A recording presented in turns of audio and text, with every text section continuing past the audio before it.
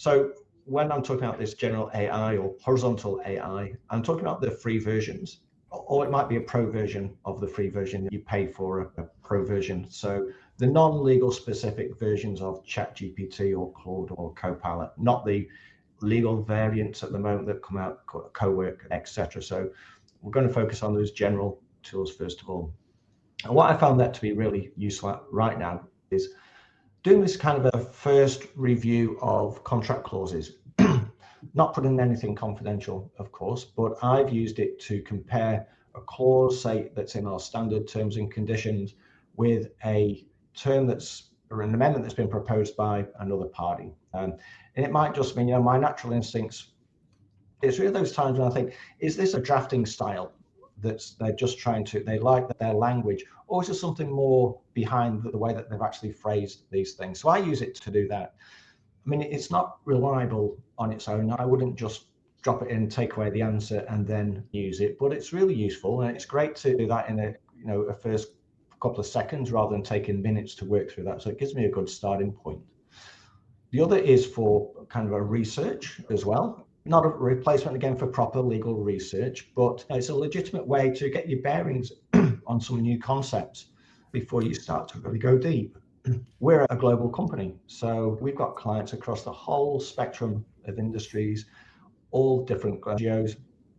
And sometimes I'll come across regulations or legislation that is very niche. It's not something I've come across before. So I could spend hours and hours researching what that legislation actually means or what the regulations really mean. So AI is a really great tool for kind of just getting that insights really quickly.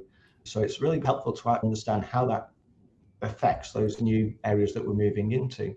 And I've even used it to test assertion. So if amendments to our terms have been proposed and the other party has said, oh, we're bound by these regulations and therefore you need to make these changes to your terms, I can stress test that. And I can say, is that correct? Are they overstating the relevance of those regulations? And if so, what would be a compromise? So it's really useful for doing that.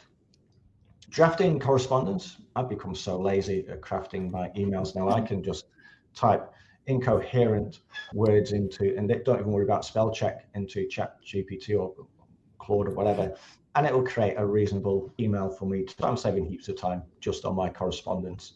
It's something that you don't really need to use your full analytical capabilities for. I can save that for other things which are more important. Obviously, summarizing long documents as well. I handle those volumes very well, so it can do that summarization, and then I just need to focus on what parts of the summary are the things that I really need to focus on, and then go away and do some deeper dive or deeper investigations on them. And then the other is a thinking partner.